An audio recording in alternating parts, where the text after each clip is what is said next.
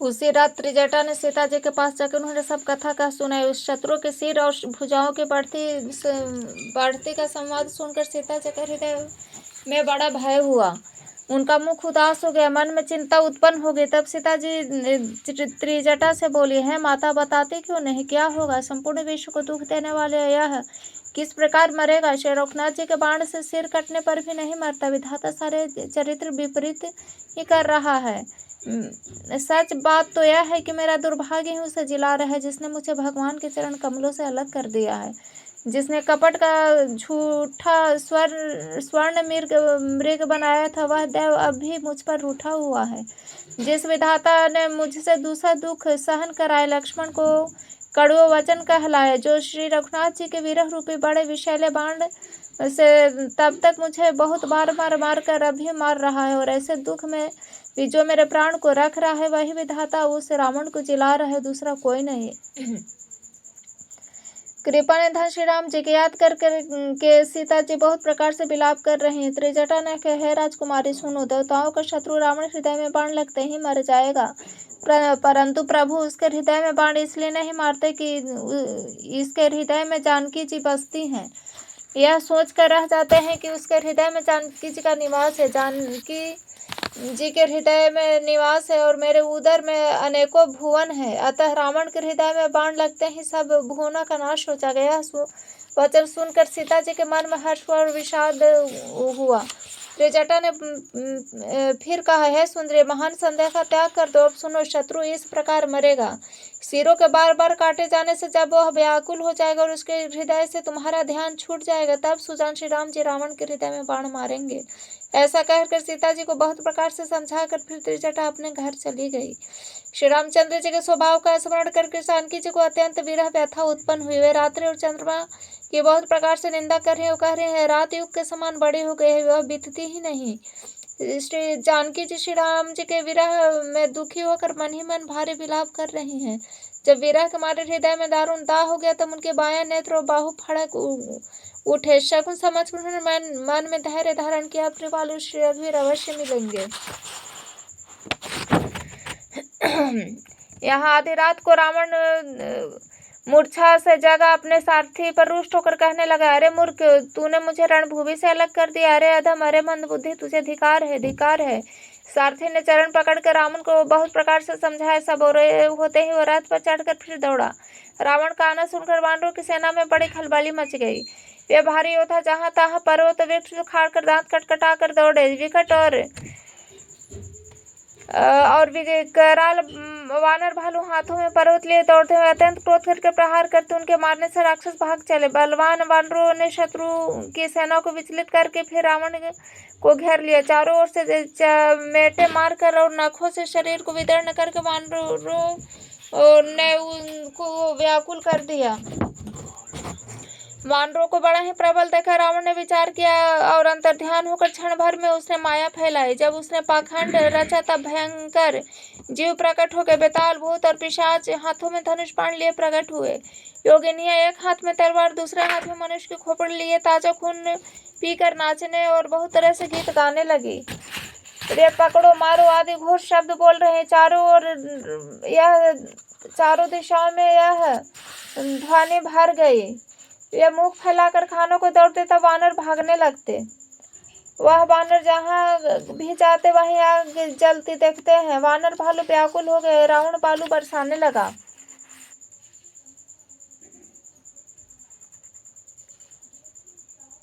वानरों को जहाँ तहाँ थकित कर रावण फिर कर जाए। लक्ष्मण जी और सुग्रीव सहित सभी वीर अचेत हो गए। हा राम, हा रघुनाथ पुकारते हुए श्रेष्ठ होता अपने हाथ मलते हैं। इस प्रकार सब बल तोड़कर रावण ने फिर दूसरी माया रची। उसने बहुत से हनुमान प्रकट किए जो पत्थर लिए दौड़कर चारों ओर दल बनाकर श्री रामचंद्र जी को जा घेरा। वे पूछ उठा कर कटाते हुए पुकारते हैं, मारो पकड़ो, जाने न पावे। उनके लंगूर दसों दिशाओं में शोभा दे रहे। उनके बीच में कौशल राज श्री राम जी हैं। उनके बीच कौशल राज्य का सुंदर श्याम शरीर से शोभा पा रहे, मानो ऊंचे तमाल वृक्ष के लिए अनेकों इंद्रधनुषों को श्रेष्ठ बाण बनाई गई हो। प्रभु को देख कर देवता हर्ष और विषाद युक्त हृदय से जय जय जय ऐसे बोलने लगे। तब श्री रघुवीर ने क्रोध करके एक ही बाण से निमेष मत से रावण की सारी माया हर ली। माया दूर हो जाने वानर भालू हर्षित वृक्ष तथा पर्वत ले कर सब लौट पड़े। श्री राम जी ने बाणों के समूह छोड़े जिसे रावण के हाथ और सिर फिर कट कर पृथ्वी पर गिर पड़े। श्री राम जी और रावण के युद्ध का चरित्र यदि सैकड़ों श्रेष्ठ सरस्वती वेद और कवि अनेक कल्पों तक गाते रहे तो भी वे उसका पार नहीं पा सकते। उसी चरित्र के कुछ गुण गण मंद बुद्धि तुलसीदास ने कहे हैं, जैसे मक्खी भी अपने पुरुषार्थ के अनुसार आकाश में उड़ती है, सिर और भुजा बहुत बार काटी गई फिर भी रावण मरता नहीं। प्रभु तो खेल कर रहे हैं, परंतु मुनि सिद्ध और देवता उस क्लेश को देखकर बहुत व्याकुल है। काटते ही सिरों का समूह बढ़ जाता है, जैसे प्रत्येक लाभ पर लोभ बढ़ता है, शत्रु मरता नहीं।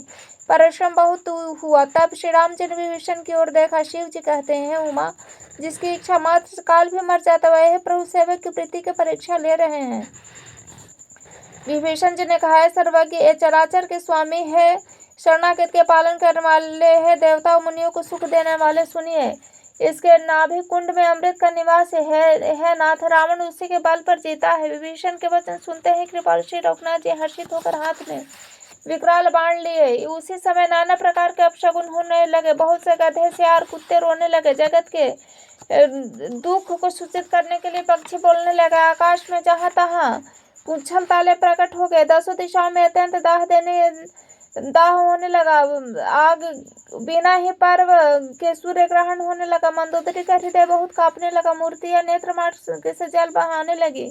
मूर्तियां रोने लगी। आकाश में वज्रपात होने लगे। अत्यंत प्रचंड वायु बहने लगे। पृथ्वी हिलने लगी। बादल रक्त बाल और धूल के वर्षा करने लगे। इस प्रकार इतने अधिक अमंगल होने लगे कि उनको कौन कह सकता है। अपरिमित उत्पात देखकर आकाश में देवता व्याकुल होकर जय जय पुकार उठे। देवताओं को भयभीत जानकर कृपालु श्री रघुनाथ जी धनुष पर बाण संधान करने लगे। कानों तक धनुष को खींचकर श्री रघुनाथ जी ने 21 बाण छोड़े। श्री रामचंद्र जी के बाण ऐसे चलो मानो काल सर्प हो। एक बाण नाभि के अमृत कुंड को सोख लिया। दूसरे 30 बाण कोप करके उसके सिरों और भुजाओं में लगे। बाण सिरों और भुजाओं को लेकर चले। सिरों और भुजाओं से रहित धड़ पृथ्वी पर नाचने लगा। धड़ प्रचंड वेग से दौड़ता है जिसे धरती धंसने लगी। तब प्रभु ने बाण मारकर उसके 2 टुकड़े कर दिए। मरते समय रावण बड़े घोर शब्द से गरजा, राम कहाँ है, मैं ललकार कर उनको युद्ध में मारूं। रावण के गिरते ही पृथ्वी हिल गई। समुद्र नदियां दिशाओं हाथी और पर्वत क्षुब्ध हो गए। रावण धड़ के 2 टुकड़े को फैलाकर भालू बानरों के समुदाय को दबाता हुए पृथ्वी पर गिर पड़ा। रावण की भुजाओं और सिरों को मंदोदरी के सामने रखकर राम बाण वहां चले जहां जगदीश्वर श्री राम जी थे। वे सब बाण जाकर तरकस में प्रवेश कर गया। देखकर देवताओं ने नगाड़े बजाए। रावण का तेज पुंज प्रभु के मुख में समा गया है। देखकर शिव जी ब्रह्मा जी हर्षित हुए। ब्रह्मांड भर में जय जय जय की ध्वनि भर गए। प्रबल भुज दंडों वाले श्री रघुवीर की जय हो। देवता और मुनियों के समूह फूल बरसाते हैं और कहते हैं, कृपालु की जय हो, मुकुंद की जय हो, जय हो। हे कृपा के कंद, हे मोक्षदाता मुकुंद, हे द्वंद्वों को हरने वाले, हे शरणागत को सुख देने वाले, हे प्रभु, हे दुष्ट दलों को विदीर्ण करने वाले, हे कारणों के भी परम कारण, हे सदा करुणा करने वाले, हे सर्वव्यापक विभु, आपकी जय हो, जय हो। देवता हर्ष में भरे हुए पुष्प बरसा रहे हैं। घमाघम नगाड़े बज रहे हैं। रणभूमि में श्री राम चंद्र जी के अंगों ने बहुत से कामदेव की शोभा प्राप्त की। सिर पर जटाओं का मुकुट है जिसके बीच में अत्यंत मनोहर पुष्प शोभा दे रहे हैं, मानो नीले पर्वत और बिजली के समूह सहित नक्षत्र शोभित हो। श्री राम जी ने अपने भुज दंडों से बाण और धनुष फिरा रहे हैं। शरीर पर रुधिर के कण अत्यंत सुंदर लगते हैं, मानो तमाल के वृक्ष पर बहुत सी लाल मुनिया चिड़िया अपने महान सुख में मग्न हुई निश्चल बैठी हो। प्रभु श्री राम जी ने कृपा दृष्टि की वर्षा करके देह समूह को निर्भय कर दिया। वानर भालू सब हर्षित हुए। सुखदाम मुकुंद की जय हो ऐसा पुकारने लगे। पति के सिर देखते ही मंदोदरी व्याकुल मूर्छित होकर धरती पर गिर पड़ी। स्त्रियां रोती हुई उठ दौड़ी। उस मंदोदरी को उठाकर रावण के पास आई। पति की दशा देखकर पुकार कर रोने लगी। उसके बाल खुल गए। देह के संभाल न रहे। वे अनेकों प्रकार से छाती पीटती और रोती ही हुई रावण का प्रताप बखान करते हुए कहती है, ना तुम्हारे बल से पृथ्वी सदा कांपती रहती थी। अग्नि चंद्रमा और सूर्य तुम्हारे सामने तेजहीन थे। शेष कच्छप भी जिसका भार नहीं सह सकते थे, वही तुम्हारा शरीर आज धूल में भरा हुआ पृथ्वी पर पड़ा है।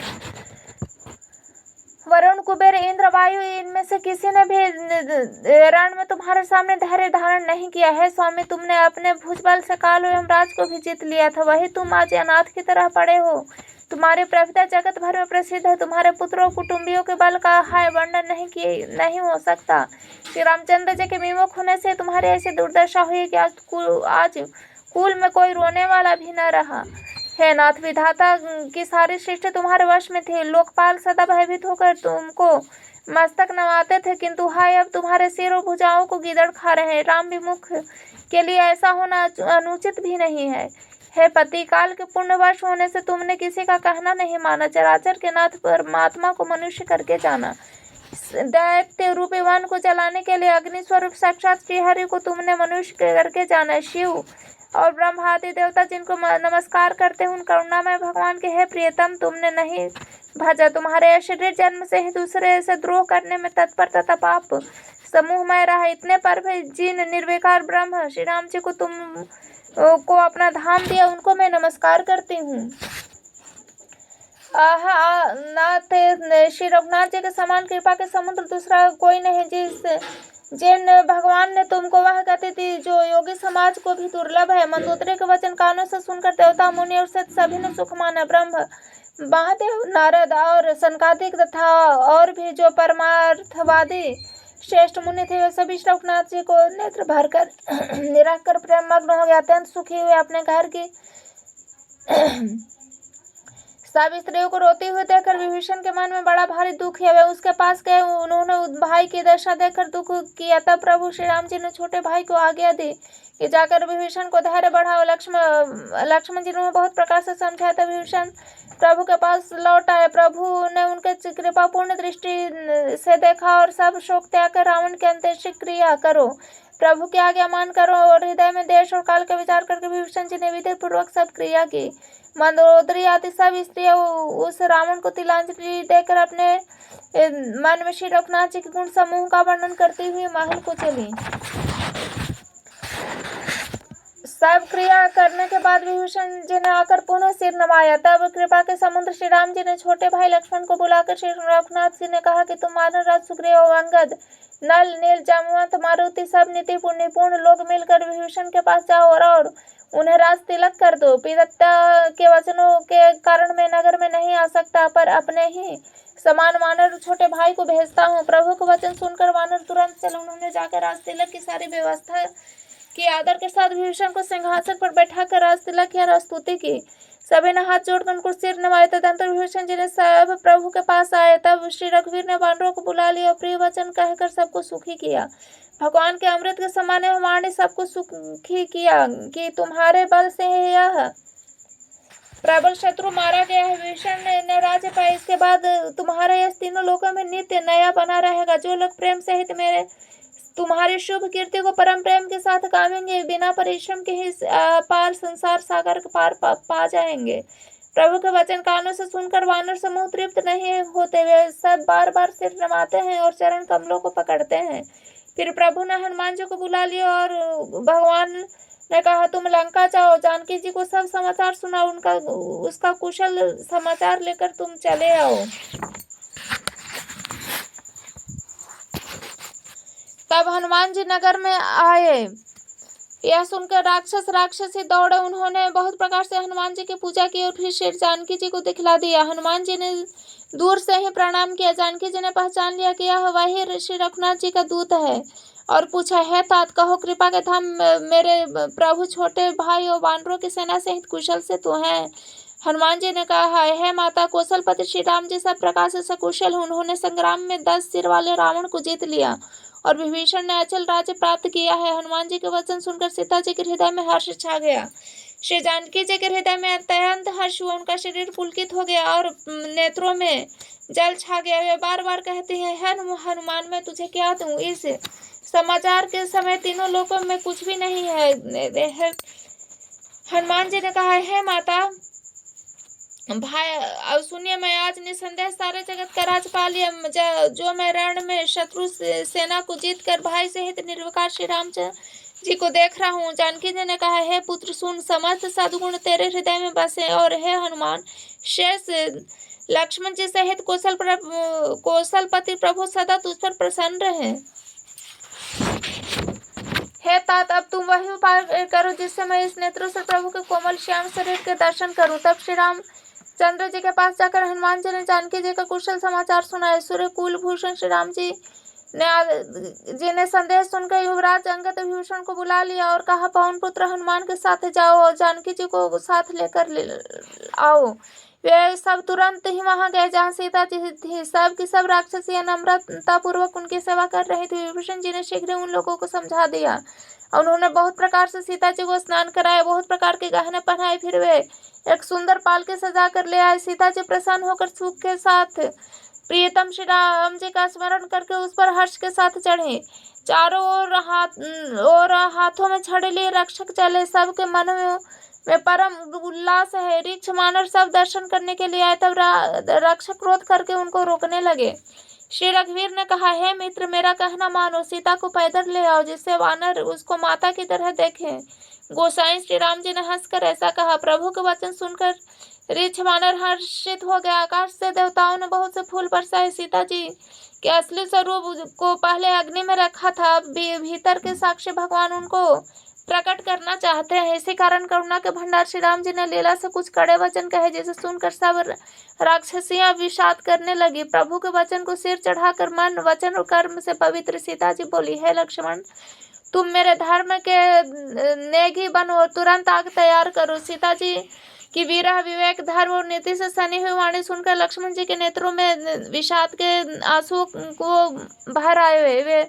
ये दोनों हाथ जोड़कर खड़े रहे। वे भी प्रभु से कुछ कह नहीं सकते। फिर श्री राम जी का रुख देखकर लक्ष्मण जी दौड़े और आग तैयार करके बहुत से लकड़ियां ले आए। अग्नि को खूब बढ़ती देख कर जानकी जी हृदय में हर्ष हुआ। उन्हें भय कुछ भी न हुआ। सीता जी ने लीला से कहा, यदि मन वचन कर्म से मेरे हृदय में श्री रघुवीर को छोड़कर दूसरी अन्य कोई आश्रय नहीं है, तो है अग्निदेव जो सबके मन की उन्नति जानते हैं, मेरे मन की भी गति जानकर मेरे लिए चंदन के समान शीतल हो जाए। प्रभु श्री राम जी का स्मरण करके और जिनके चरण महादेव जी के द्वारा वंदित है तथा जिनमें सीता जी का अत्यंत विशुद्ध प्रीति है, उस कौशलपति के जयकार बोलकर जानकी जी चंदन के समान शीतल हुई अग्नि में प्रवेश किया। प्रतिबिंब सीता जी छाया मूर्ति, उनका अलौकिक कलंक प्रचंड अग्नि में जल गया। प्रभु के इस चरित्र को किसी ने नहीं जाना। देवता, सिद्ध, मुनि सब आकाश में खड़े देखते रहे। तब अग्नि ने शरीर धारण करके वेदों और जगत में प्रसिद्ध वास्तविक श्री सीता जी का हाथ पकड़कर उन्हें श्री राम जी को वैसे ही समर्पित किया जैसे क्षीर सागर ने श्री विष्णु भगवान को लक्ष्मी समर्पित की थी। वे सीता जी और श्री रामचंद्र जी के वाम भाग में विराजित हुई। उनकी उत्तम शोभा अत्यंत ही सुंदर है, मानो नए खिले हुए नीले कमल के पास सोने की कमल की कली सुशोभित हो। देवता हर्षित होकर फूल बरसाने लगे। आकाश में टंके बजने लगे, किन्नर गाने लगे, विमानों पर चढ़ी अप्सराएं नाचने लगी। श्री जानकी जी सहित श्री रामचंद्र जी के अपरिमित और अपार शोभा देखकर ऋक्ष वानर हर्षित हो गए। सुख के सागर श्री रघुनाथ जी की जय बोलने लगे। तब श्री रघुनाथ जी की आज्ञा पाकर इंद्र का सारथी मातली चरणों में सिर नवाकर रथ लेकर चला गया। तदंतर सदा के स्वार्थी देवता वे ऐसे वचन कह रहे मानो बड़े परमार्थी हो। हे दीन बंधु, हे दयालु रघुराज, हे परम देव, आपने देवताओं पर बड़ी दया की। विश्व के द्रोह में तत्पर यह दुष्ट कामी कुमार्ग पर चलने वाला रावण अपने ही पाप से नष्ट हो गया।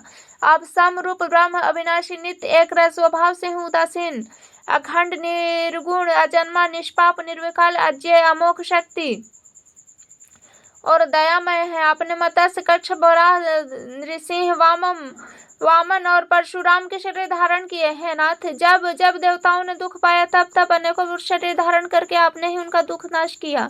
यह दुष्ट मलिन हृदय देवताओं को नित्य शत्रु, काम, लोभ, मद के परायण तथा अत्यंत क्रोधी था। ऐसे अधर्मियों के शिरोमणि ने भी आपका परम पा लिया। इस बात का हमारे मन में आश्चर्य हुआ। हम देवता श्रेष्ठ अधिकारी होकर भी स्वार्थ परायण हो आपकी भक्ति को भुलाकर निरंतर भवसागर के प्रवाह में पड़े हैं। अब हे प्रभु, हम आपकी शरण में आ गए हैं, हमारी रक्षा कीजिए। विनती करके देवता और सिद्ध सब जहाँ के तहाँ हाथ जोड़े खड़े हैं। तब अत्यंत प्रेम से पुलकित शरीर होकर ब्रह्मा जी स्तुति करने लगे। है नित्य सुखधाम, दुखों को हरने वाले हरि, है धनुष बाण धारण किए हुए रघुनाथ जी आपकी जय हो। है प्रभु आओ भाव रूपे हाथों को विदीर्ण करने के लिए सिंह के समान है नाथ सर्वव्यापक, आप गुणों के समुद्र और परम चतुर हैं। आपके शरीर अनेकों कामदेव के समान परंतु अनुपम छवि है। सिद्ध मुनीश्वर कवि आपके गुण गाते हैं, आपका यश पवित्र है। आपने रावण रूपी महासर्प को गरुड़ की तरह क्रोध करके पकड़ लिया है। प्रभु आप सेवकों को आनंद देने वाले, शोक और भय का नाश करने वाले, सदा क्रोध रहित और नित्य ज्ञान स्वरूप है। आपका अवतार श्रेष्ठ अपार दिव्य गुणों वाले, पृथ्वी का भार उतारने वाला और ज्ञान का समूह है। आप नित्य जन्म व्यापक एवं अद्वितीय है, अनादि है करुणा की खान श्री राम जी, मैं आपको बड़े ही हर्ष के साथ नमस्कार करता हूँ। है रघुकुल के आभूषण, है दूषण राक्षस को मारने वाले तथा समस्त दोषों को हरने वाले विभीषण दिन था, उसे आपने लंका का राजा बना दिया। है गुण और ज्ञान के भंडार, है मान रहित, है अजन्मा व्यापक मायिक विकारों से रहित श्री राम, मैं आपको नित्य नमस्कार करता हूँ। आपके भुजदंडों का प्रताप बल प्रचंड है, दुष्ट समूह के नाश करने में आप परम निपुण है। बिना ही कारण दिनों पर दया तथा उनका हित करने वाले शोभा के धाम, मैं श्री जानकी जी सहित आपको नमस्कार करता हूँ। आप भवसागर से तारने वाले, कारण रूपा प्रकृति और कार्य रूप जगत दोनों से परे हैं और मन में उत्पन्न वाले कठिन दोषों को हरने वाले हैं। आप मनोहर बाण धनुष और तर्कस धारण करने वाले, कमल के समान रक्त वर्ण आपके नेत्र, आप राजाओं में श्रेष्ठ, सुख के मंदिर सुंदर श्री लक्ष्मी जी के बल्लभ तथा मद काम और झूठी ममता के नाश करने वाले हैं। अब अनिध्य दोष रहित अखंड इंद्रियों के विषय नहीं है, सदा सर्वरूप होते हुए भी आप वह सब कभी नहीं हुए, ऐसा वेद कहते हैं। यह कोरी कल्पना नहीं है। जैसे सूर्य और सूर्य का प्रकाश अलग अलग है और अलग नहीं भी है, वैसे ही आप भी संसार से भिन्न तथा अभिन्न दोनों ही है। व्यापक प्रभु है, सब वानर कृतार्थ रूप है जो आदर पूर्वक आपका मुख देख रहे हैं। और हे हरे, हमारे जीवन और देव शरीर को धिकार है जो हम आपकी भक्ति से रहित संसार में भूले पड़े हैं। हे दीन दयालु, अब दया कीजिए, मेरी उस विभेद उत्पन्न करने वाली बुद्धि को हर लीजिए जिससे मैं विपरीत कर्म करता हूँ, जो दुख उसे सुख मानकर आनंद से विचरता हूँ। अब दुष्टों का खंडन करने वाले पृथ्वी के रमणीय आभूषण है, आपके चरण कमल श्री शिव पार्वती द्वारा सेवित है। हे राजाओं के महाराज, मुझे यह वरदान दीजिए कि आपके चरण कमलों में सदा मेरा कल्याणदायक प्रेम हो। इस प्रकार ब्रह्मा जी ने अत्यंत प्रेम पुलकित शरीर से विनती की। शोभा के समुद्र श्री राम जी के दर्शन करते करते उनके नेत्र तृप्त ही नहीं होते थे। उसी समय दशरथ जी वहां आए। पुत्र को देखकर उनके नेत्रों में जल छा गया। छोटे भाई लक्ष्मण जी सहित प्रभु ने उनकी वंदना की तथा पिता ने उनको आशीर्वाद दिया। श्री राम जी ने कहा, है तात, यह सब आपके पुण्यों का प्रभाव है जो अजय राक्षस राज को जीत लिया। पुत्र का वचन सुनकर उनकी प्रीति अत्यंत बढ़ गई, नेत्रों में जल छा गया, रोमावली खड़ी हो गई। श्री रघुनाथ जी ने पहले प्रेम को विचार कर पिता को देखकर ही उन्हें अपने स्वरूप का दृढ़ ज्ञान करा दिया है। उमा दशरथ जी ने भेद भक्ति में अपना मन लगाया था, इसीलिए उन्होंने मोक्ष नहीं पाया। माया रहते सीतानंद घन स्वरूप भूत दिव्य गुण युक्त स्वगुण स्वरूप की उपासना करने वाले भक्त इस प्रकार मोक्ष लेते भी नहीं। उनको श्री राम जी अपना भक्ति देते हैं। प्रभु को इष्ट बुद्धि से बार बार प्रणाम करके दशरथ जी हर्षित होकर देवलोक को चले। छोटे भाई लक्ष्मण जी जानकी जी सहित परम कुशल प्रभु कौशलाधीश को की शोभा देखकर देवराज इंद्र मन में हर्षित होकर स्तुति करने लगे। शोभा के धाम शरणागत को विश्राम देने वाले श्रेष्ठ तर्कस धनुष और बाण धारण किए हुए प्रबल प्रतापी भुजदंडों वाले श्री राम जी की जय हो। है खर दूषण के शत्रु राक्षसों की सेना का मर्दन करने वाले आपकी जय हो। है नाथ, आपने इन दुष्टों को मारा जिससे सब देवता सनात हो गए। हे भूमि का भार हरने वाले, है अपार श्रेष्ठ महिमा वाले आपकी जय हो। है रावण के शत्रु, है कृपालु आपकी जय हो। आपने राक्षसों को बेहाल कर दिया। लंकापति रावण को अपने बल का बहुत घमंड था, उसने देवता और गंधर्व सभी को अपने वश में कर लिया था। वह मुनि सिद्ध मनुष्य पक्षी और नाग आदि सभी के हठ पूर्वक पीछे पड़ गया अथवा दूसरों को द्रोह करने में तत्पर अत्यंत दुष्ट था। उसने पापी ने वैसा ही फल पाए। अब हे दीनों पर दया करने वाले, हे कमल के समान विशाल नेत्रों वाले, सुनिए। मुझे अत्यंत अभिमान था कि मेरे समान कोई नहीं, पर प्रभु आप के चरण कमलों की दर्शन करने से दुख समूह का देने वाला मेरा वह अभिमान जाता रहा। कोई निर्गुण ब्रह्म का ध्यान करते उन्हें वेद अव्यक्त कहते हैं, परंतु हे ब्रह्म जी, मुझे तो आपका यह सगुण कौशल राज स्वरूप ही प्रिय लगता है। श्री जानकी जो छोटे भाई लक्ष्मण जी सहित मेरे हृदय में अपना घर बनाइए। हे रमा निवास, मुझे अपना दास समझे और अपनी भक्ति दीजिए। हे रमा निवास, हे शरणागत के भय को हरने वाले, इस प्रकार सब सुख देने वाले, मुझे अपनी भक्ति दीजिए। हे सुख के धाम, हे अनेकों कामदेव की छवि वाले रघुकुल के स्वामी श्री राम जी, मैं आपको नमस्कार करता हूँ। हे देव समूह को आनंद देने वाले, द्वंद्वों के नाश करने वाले, मनुष्य शरीरधारी अतुलनीय बल वाले ब्रह्मा और शिव आदि से सेवनीय करुणा से कोमल श्री राम जी, मैं आपको नमस्कार करता हूँ। हे कृपालु, अब मेरी और कृपा करके देख कर आज्ञा दीजिए कि मैं क्या करूं। इंद्र के प्रिय वचन सुनकर दीन दयालु श्री राम जी बोले, हे देवराज सुनो, हमारे वानर भालू जिन्हें पिशाचों ने मार डाला पृथ्वी पर गिर पड़े हैं, उन्होंने मेरे हित के लिए अपने प्राण त्याग दिए हैं। सुजान देवराज, इन सबको जिला दो। काकभूषुंडी जी कहते हैं, गरुड़ सुनिए, प्रभु के वचन अत्यंत गहन है और ज्ञानी मुनि ही इन्हें जान सकते हैं। प्रभु श्री राम जी ने त्रिलोकी को मारकर जिला सकते हैं, यह तो उन्होंने केवल इंद्र को बढ़ाई दी है। इंद्र ने अमृत बरसाकर वानर भालुओं को जिला दिया। सब हर्षित होकर उठे और प्रभु के पास आए। अमृत का वर्षा दोनों ही दलों पर हुई, पर ऋक्ष वानर जीवित नहीं हुए। ऋक्ष वानर ही जीवित हुए, राक्षस नहीं, क्योंकि राक्षसों के मन में तो मरते समय रामाकार हो गए थे, वे अतः वे मुक्त हो गए, उनके भाव बंधन छूट गए। किंतु वानर और भालू तो सब देवांश थे, इसलिए वे सब श्री रघुनाथ जी की इच्छा से ही जीवित हो गए। श्री रामचंद्र जी के समान तीनों को हित करने वाला कौन है, जिन्हें सारों राक्षसों को मुक्त कर दिया। दुष्ट पापों को घर और कामी रावण ने भी वह गति पाई जिसे श्रेष्ठ मुनि भी नहीं पाते। फूलों की वर्षा करके सब देवता सुंदर विमानों पर चढ़ चढ़ कर चले। तब सुअवसर जानकर सुजान शिव जी प्रभु श्री रामचंद्र जी के पास आए और परम प्रेम से दोनों हाथ जोड़कर कमल के समान नेत्रों में जल भरकर पुलकित शरीर और गदगद वाणी से त्रिपुरारी शिव जी की विनती करने लगे। हे रघुकुल के स्वामी, सुंदर हाथों में श्रेष्ठ धनुष और सुंदर बाण धारण किए हुए आप मेरी रक्षा कीजिए। आप महामोह रूपी मेघ के समूह के लिए प्रचंड पवन है, संशय रूपी वन के भस्म करने के लिए अग्नि और देवताओं को आनंद देने वाले हम निर्गुण सगुण दिव्य गुणों के धाम परम सुंदर हैं। ब्रह्म रूपी के लिए प्रबल प्रतापी सूर्य, काम क्रोध मद रूपी हाथियों के लिए सिंह के समान आप इस सेवक मन रूपी वन में निरंतर निवास कीजिए। विषय कामनाओं के समूह रूपी कमल वन के लिए आप प्रबल पाला है। आप उदार और मन से परे हैं। भवसागर के लिए आप मंदराचल पर्वत है। आप हमारे परम भय को दूर कीजिए और हमें दुस्तर संसार सागर से पार कीजिए। हे श्याम सुंदर शरीर, हे कमल नयन, हे दीन बंधु, हे शरणागत को दुख से छुड़ाने वाले राजा राम जी, आप छोटे भाई लक्ष्मण और जानकी जी सहित निरंतर मेरे हृदय के अंदर निवास कीजिए। आप मुनियों को आनंद देने वाले, भूमि मंडल के भूषण, तुलसीदास के प्रभु और भय का नाश करने वाले हैं नाथ। जब योधापुरी में आपका राज तिलक होगा, तब हे कृपा सागर, मैं आपकी उदार लीला देखने आऊंगा। जब शिव जी विनती करके चले गए, तब विभीषण जी प्रभु के पास आए और चरणों में सिर नवाकर कोमल वाणी से बोले, हे शंख धनुष के धारण करने वाले प्रभु, मेरी विनती सुनिए।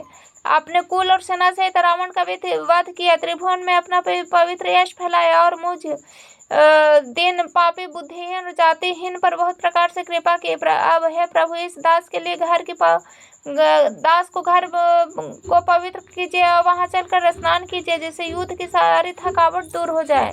हे कृपालु, खजाना महल संपत्ति का निरीक्षण कर प्रसन्नता पूर्वक वानरों को दीजिए। हे नाथ, मुझे सब प्रकार से अपना लीजिए। फिर हे प्रभु, मुझे साथ लेकर अयोध्यापुरी को पधारिए। विभीषण जी के कोमल वचन सुनते ही दीन दयालु प्रभु दोनों विशाल नेत्रों में जल भर आया और बोले, हे भाई सुनो, तुम्हारा खजाना और घर सब मेरा ही है। यह बात सच है, पर भरत की दशा याद करके मुझे एक पल भी कल्प के समान बीत रहा है। तपस्वी के वेश में कृष्ण शरीर से निरंतर मेरा जप कर रहे हैं। सखा, वही उपाय करो जिससे मैं जल्दी से जल्दी उन्हें देख सकूं। मैं तुमसे निहोरा करता हूँ, यदि अवधि बीत जाने पर जाता हूँ तो भाई को जीता न पाऊंगा। छोटे भाई भरत जी के प्रीति स्मरण करके प्रभु का शरीर बार बार पुलकित हो रहा है। श्री राम जी ने फिर कहा, विभीषण, तुम कल्प भर राज करना, मन में मेरा निरंतर स्मरण करते रहना, फिर तुम मेरे उस धाम को पा जाओगे जहाँ सब संत जाते हैं। श्री राम जी के वचन सुनते ही विभीषण ने हर्षित होकर कृपा के धाम श्री राम जी के चरण पकड़ लिए। उसे वानर भालू हर्षित होकर प्रभु के चरण पकड़कर उनके निर्मल गुणों का बखान करने लगे। फिर विभीषण जी महल को गए और उन्होंने मणियों के समूह और वस्त्रों से विमान को भर लिया। फिर उस पुष्पक विमान को लाकर प्रभु के सामने रख दिया। तब कृपा सागर श्री राम जी ने हंसकर कहा, हे सखा विभीषण, सुनो, विमान पर चढ़कर आकाश में जाकर वस्त्रों और गहनों को बरसा दो। तब आज्ञा सुनते ही विभीषण जी ने आकाश में जाकर सब मणियों और वस्त्रों को बरसा दिया।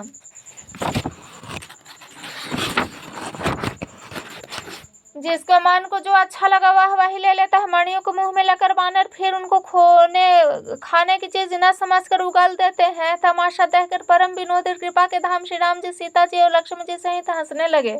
जिनको मुनि ध्यान में नहीं पाते, जिन्हें वेद नेति नेति कहते, वह कृपा के समुद्र श्री राम जी वानरों के साथ अनेकों प्रकार के विनोद कर रहे हैं। शिव जी कहते हैं, हे उमा, अनेकों प्रकार के योग, जप, दान, तप, यज्ञ, व्रत और नियम करने पर श्री राम जी की वैसी कृपा नहीं करते जैसे अनन्य प्रेम होने पर करते हैं। भालुओं और वानरों ने कपड़े गहने पाए, उन्हें पहन कर वे रघुनाथ जी के पास आए और अनेकों जाति के वानरों को देखकर कौशलपति श्री राम जी बार बार हंस रहे हैं। श्री रघुनाथ जी की कृपा दृष्टि देखकर सब पर दया की। फिर वे कोमल वचन बोले, हे भाइयों, तुम्हारे बल से ही मैंने रावण को मारा और फिर विभीषण का राज तल्लक किया। अब तुम सब अपने अपने घर जाओ, मेरा स्मरण करते रहना, किसी से डरना नहीं। यह वचन सुनते ही सब वानर प्रेम में विह्वल होकर हाथ जोड़कर आदर पूर्वक बोले, हे प्रभु, आप तो कुछ भी कहे, आपको सब मोह सोहता है, पर आपके वचन सुनकर हमको मोह होता है। हे रघुनाथ जी, आप तीनों लोगों के ईश्वर हैं। वानरों को दीन जानकर ही आपने सनाथ किया है। प्रभु के ऐसे वचन सुनकर हम लाज के मारे मरे जा रहे हैं। कहीं मच्छर भी गरुड़ का हित कर सकता है। श्री राम जी का रुख देखकर ऋक्ष वानर प्रेम मग्न होकर उनके घर के जाने की इच्छा नहीं है, परंतु प्रभु की प्रेरणा से सब वानर भालू श्री राम जी के रूप को हृदय में रखकर और अनेकों प्रकार से विनती करके हर्ष और विषाद सहित घर को चले। वानर राज सुग्रीव, नील, ऋक्षराज, जामवंत, अंगद, नल और हनुमान तथा विभीषण सहित और जो बलवान वानर सेनापति है कुछ कह नहीं सकते। प्रेम वर्ष नेत्रों में जल भर भर कर नेत्रों का पलक मारना छोड़कर सम्मुख होकर श्री राम जी को देख रहे हैं। श्री रघुनाथ जी ने उनका अतिशय प्रेम देखकर सबको विमान पर चढ़ा लिया। तदंतर मन ही मन विप्र चरणों में सिर नवाकर उत्तर दिशा की ओर विमान चलाया। विमान के चलते समय बड़ा शोर हो रहा है। सब कुछ श्री रघुनाथ जी की जय जयकार कर रहे हैं। विमान में एक अत्यंत ऊंचा मनोहर सिंहासन है, उस पर सीता जी सहित प्रभु श्री रामचंद्र जी विराजमान हो गए। पत्नी सहित श्री राम जी ऐसे सुशोभित हो रहे मानो सुमेरु के शिखर पर बिजली सहित श्याम में वेगन हो। सुंदर विमान बड़ी शीघ्रता से चला। देवता हर्षित हुए और उन्होंने फूलों की वर्षा की। अत्यंत सुख देने वाले 3 प्रकार की शीतल मन सुगंधित वायु चलने लगी। समुद्र, तालाब, नदियों का जल निर्मल हो गया। चारों ओर सुंदर शगुन होने लगे। सबके मन प्रसन्न है। आकाश और दिशाएं निर्मल है। श्री रघुवीर ने कहा, है सीते, रणभूमि देखो। लक्ष्मण ने है इंद्र को जीतने वाले मेघनाथ को मारा था। हनुमान और अंगद के मारे हुए भारी भारी निशाचर रणभूमि में पड़े हैं। 2 देवताओं और मुनियों को दुख देने वाले कुंभकर्ण और रावण दोनों भाई यहाँ मारे गए। मैंने यहाँ पुल बांधा। सुखधाम शिव जी का आराधना करके तदंतर कृपा निधान श्री राम जी ने सीता जी सहित श्री रामेश्वर महादेव को प्रणाम किया।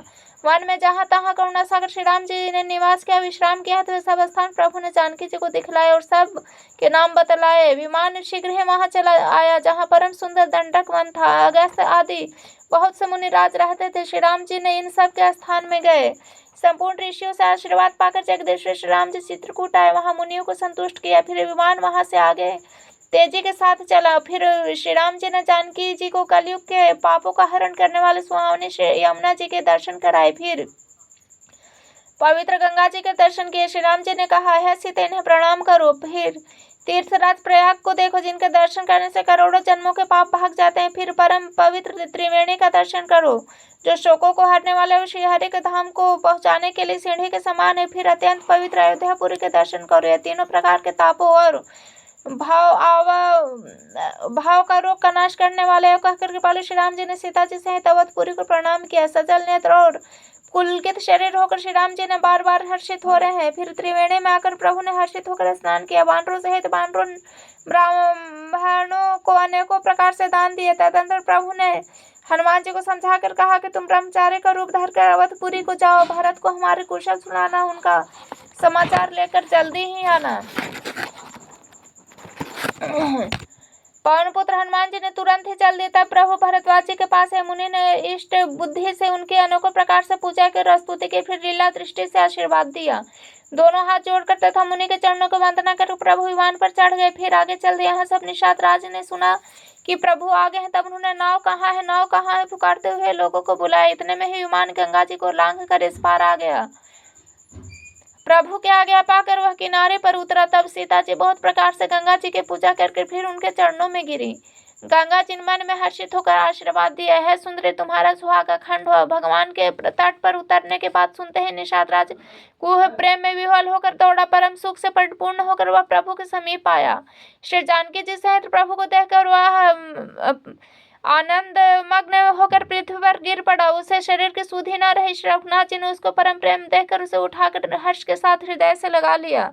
सुजानों के राजा शिरोमणि लक्ष्मीकांत कृपा निधान भगवान ने उसे हृदय से लगा लिया और अत्यंत निकट बैठाकर कुशल पूछे। वह विनती करने लगा, आपके जो चरण कमल ब्रह्मा जी और शंकर जी से सेवित है, उनका दर्शन करके मैं अब सकुशल हूँ।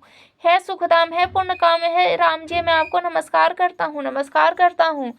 सब प्रकार से नीच उस निषाद ने भगवान से भरत जी के भांति हृदय से लगा लिए। तुलसीदास जी कहते हैं, इस मंद बुद्धि मोहवश उस प्रभु को भुला दिया। रावण के शत्रु का पवित्र करने वाला चरित्र, सदा श्री राम जी के चरणों में प्रीति उत्पन्न करने वाला, यह कामादि विकारों को हरने वाला, अब भगवान के स्वरूप का विशेष ज्ञान उत्पन्न कराने वाला है। देवता सिद्ध और मुनि आनंदित होकर इसे गाते हैं। हे सुजान, जो सुजान लोग श्री रघुवीर की समर विजय संबंधी लीला को सुनते हैं, उनको भगवान नित्य विजय, विवेक, विभूति, ऐश्वर्य देते हैं। अरे मन, विचार करके देखो, यह कलिकाल पापों का घर है। इसमें श्री रघुनाथ जी के नाम को छोड़कर पापों से बचने के लिए दूसरा कोई आधार नहीं है।